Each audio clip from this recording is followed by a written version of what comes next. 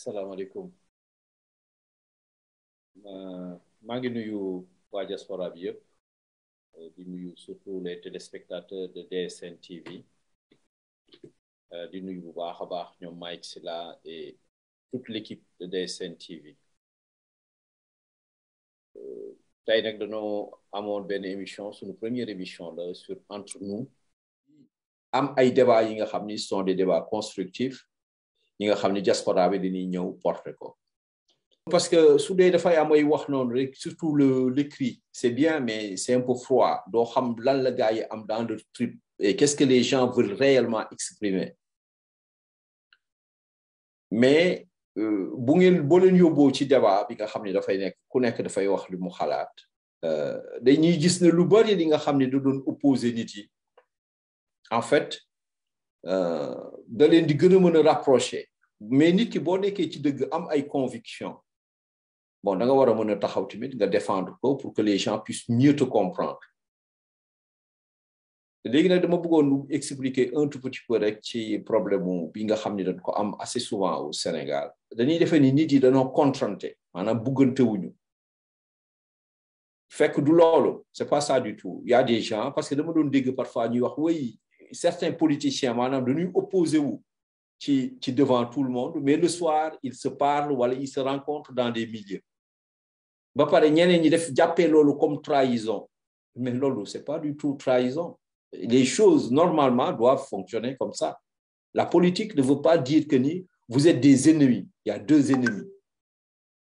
ñaari nit yi nga xam ni ils sont prêts pour en découdre waaw foog kenn ki ray moromam te loolu mooy am assez souvent en Afrique ba nga xam ni dafay am yenn violence yi dans la politique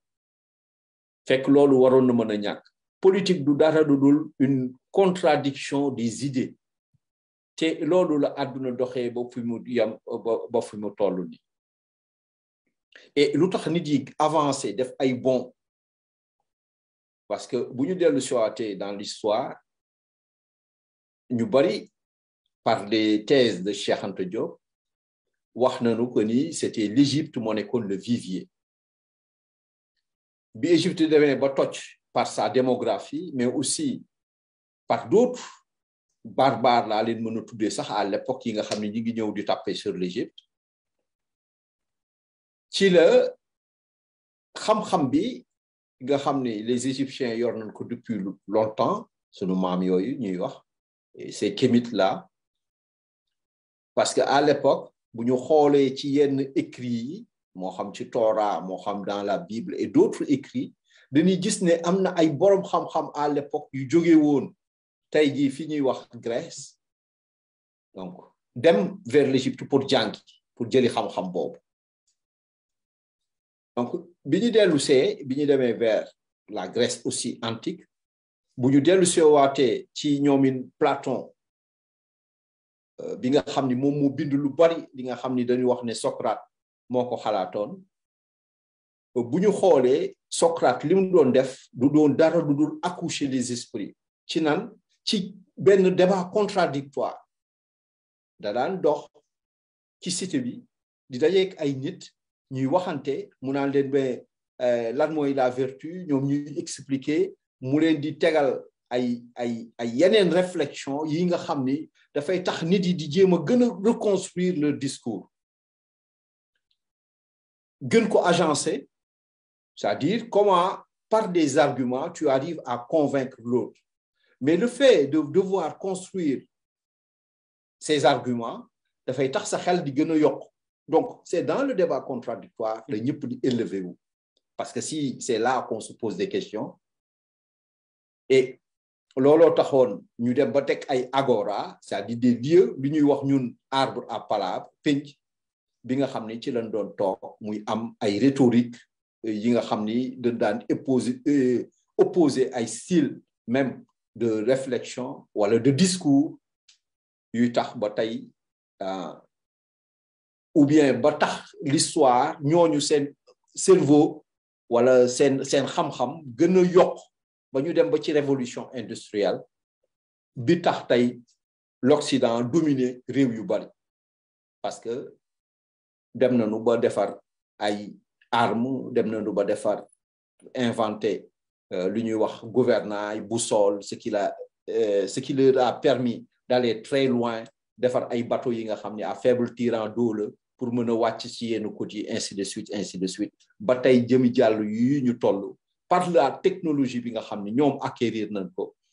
l'Occident toll na fii nga xam ni ñun ñu ngi encore ci ginnaaw di daw. Mais bu doon à l'époque maam yooyu nga xam ni jóge woon nañu Égypte dem vers l'Afrique dem nañu tout de suite ci continuer réflexion yooyu ñu daan teg ba taxoon ñuy def pyramide yi nga xam ni def nañ ko en Égypte. Je pense que ni sur le plan civilisationnel, sur le plan développement, fini tollu tay ji Europe du fa xaaja yegsi. Bon, bref, on ne veut pas refaire l'histoire. Mais pour dire comment c'est important que des gens puissent être dans des courants politiques, c'est différent, puissent dialoguer, puissent s'opposer et boire le thé ensemble. Pourquoi pas? Pourquoi pas?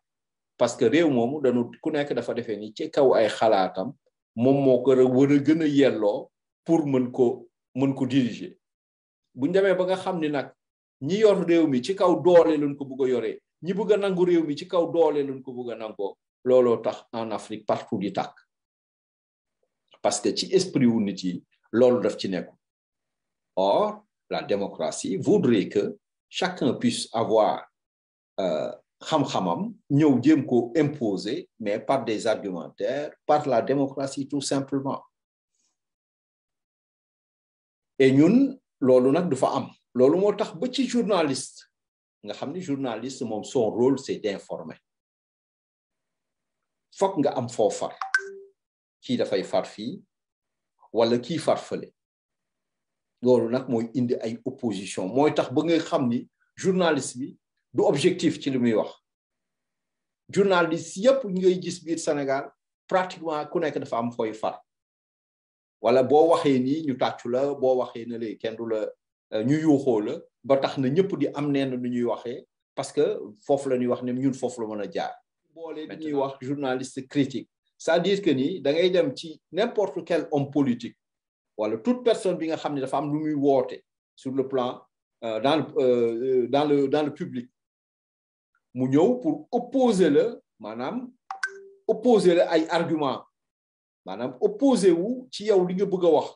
boo ñëwee ne par exemple way man la Macky Sall kat lii laa bëgg a defar pour Sénégal lii laa am comme projet yu demee noonu mu taxaw ne daal ne non génn ci ay affaires yi nga xam ni c'est pas cohérent et loolu da koy def pour ñëpp et malheureusement il y a des gens qui s'opposent à ça. C'est-à-dire qui ne comprennent pas et danoo dem ba dugg ci benn dualité bi nga xam ni c'est pas productif. Loolu lu tax ñu koy def parce que loolu moom it moo ci gën a am solo te lépp lu nit di teg rek lu ci nekk daf ci am solo parce que waxtaan bu amul rek kenn tegul ay argument dafay am indi assez souvent la violence et je pense que nous sunu réew